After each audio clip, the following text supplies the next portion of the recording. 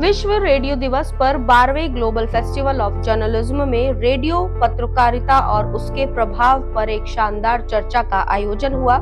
आपको बता दें कि इस महोत्सव का आयोजन प्रत्येक वर्ष मारवा स्टूडियोज नोएडा के प्रांगण में मीडिया आइकॉन संदीप मारवा जी की अध्यक्षता में किया जाता है।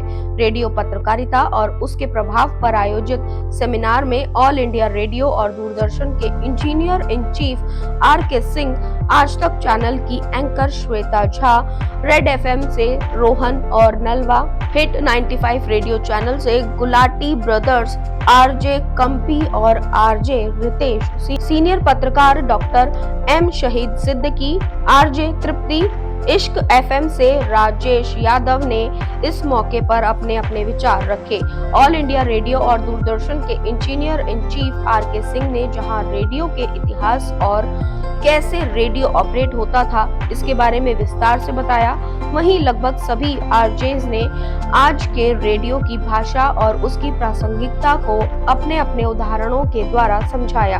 आज तक चैनल की श्वेता झा ने बताया कि कैसे उनका पहला प्रेम रेडियो था और वो अपनी कविताओं का पाठन रेडियो पर किया करती थी। इस मौके पर उन्होंने एक कविता भी दर्शकों के साथ शेयर की।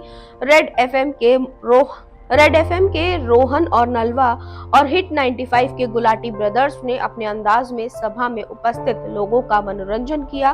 कार्यक्रम का संचालन कर रहे मारवा स्टूडियोज के प्रसारण निदेशक सुशील भारती ने मारवा स्टूडियोज के प्रांगण से चल रहे 3 radio station, radio Noida, radio Raipur और रेडियो मुंबई के पोस्टर भी सभी मेहमानों के साथ रिलीज किए।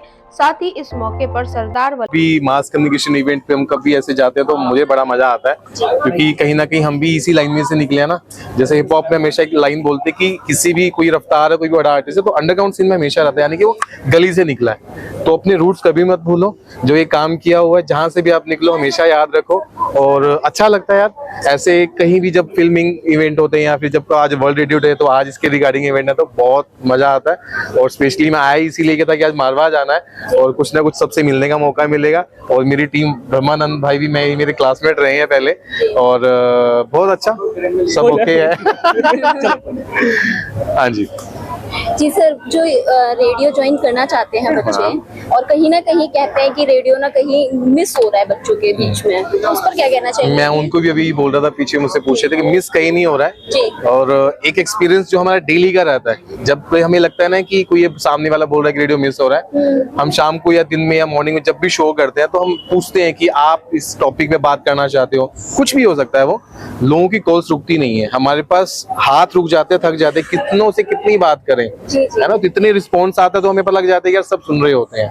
तो कोई भी मोमेंट होता है, कुछ भी ऐसा होता है, ये जस्ट एक माइंड का मिथ है कि मिस हो रहा है, कोई मिस नहीं हो रहा। रेडियो बहुत अच्छे से चलता है और आप बड़े बड़े आर्टिस्ट को देखो, है ना, और सबके बाद रिस्पॉन्स है एंड आई गेस कोई मिस नहीं है। लगता है कि युवा पीढ़ी जो है, जो हम हैं, हम आरजेस को सपोर्ट फॉलो करते हैं या नहीं करते? देखो, रेडियो अगर आप आरजे बोल रहे हो यानी कि रेडियो बोल रहे हो, है ना। फॉलो करने का मतलब आप डिजिटल पे फॉलो करते हो। जी। तो पहले तो किसी को जानता भी नहीं था कि कौन शो कर रहा है। नहीं, डिजिटल पर नहीं, मैं पैसे भी बोल रही हूँ। जैसे सुनते हैं हम टीवी, जैसे गाने सुनते हैं हम नॉर्मली यूट्यूब वगैरह पे सुन लेते हैं, बट रेडियो कोई नहीं खोलता आज के टाइम में। नहीं, वही बोल रहा हूँ, सब सुनते हैं। ये हमें लगता है क्योंकि जब हम ड्राइव करते हैं ना दिल्ली के अंदर, कितनी भी गाड़ी है तो सब, कोई टैक्सी है, कोई कैसे भी है, कितने ही ऑनलाइन स्ट्रीमिंग प्लेटफॉर्म आ जाए, बट रेडियो हर कोई जब भी गाड़ी में बैठता है ट्यून कर ही लेता है। और जैसे सबको पता है गुलाटी ब्रदर्स कौन है, अब सबको पता है कि आज रेडियो में हम इकलौते ऐसे एफएम है जो हिप हॉप को सपोर्ट करते हैं, नया म्यूजिक है। आप टाइम के साथ चल रहे हो ना तो कोई प्रॉब्लम ही नहीं है। हमारा स्टेशन वैसे भी एक ऐसा स्टेशन है कि जहाँ पर हमारे टीजी ही 18-20 साल के ही है ना, जिनको जो म्यूजिक सुनना है, जो उनको बातें करनी है, हम लोग भी वही करते हैं। तो हमें रिस्पॉन्स मिलता है, तो मुझे ऐसा लगता नहीं यार कहीं कुछ मिस है, सब अच्छे से चल रहा है। आप जाओ रेडियो, किसी को आरजे बनना है तो मैं तो हमेशा सजेशन ये देता हूँ कि यार आप ट्राई करो, पहले सीखो रेडियो है क्या, तो उसके बाद आप ज्वाइन करो। मारवा स्टूडियो आया, बहुत अच्छा लगा, बहुत एंथू दिखा बच्चों का, बहुत टाइम बाद अच्छा लगता है कॉलेज वगैरह में जाके, तो क्योंकि अपने दिन भी याद आते हैं और बड़ा अच्छा जोश लगता है। बच्चे दिखता है कि वो कुछ सीखना है, कुछ समझने आए हैं और उनको उनके साथ बात करके जितना बहुत सीखा है उनको बता के अच्छा लगता है। और आज भी बहुत अच्छा लगा, मजा आया। स्टूडेंट्स को क्या कहना चाहेंगे? मैं यही कहना चाहता हूँ कि भाई देखो, अपने हिस्से की मेहनत सबको करनी है, तो लगे रहो और सफलता आपको जरूर मिलेगी।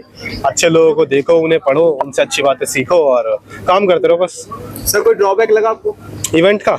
नहीं यार, सब बढ़िया है, कोई दिक्कत नहीं। हाँ, सो मुझे बहुत अच्छा लगा यहाँ पर आकर। दो चीजें हैं, एक तो जब यहाँ पर आओ और ऐसे स्टूडेंट्स के बीच में, यंग जनरेशन के बीच में उनका पैशन देखो तो इतना अच्छा लगता है। अपनी खुद की यादें ताजा हो जाती है कि हम जब स्कूल टाइम में या कॉलेज टाइम में फेस्ट में जाया करते थे तो कितना अच्छा लगता था और कितना अमेजिंग लगता था।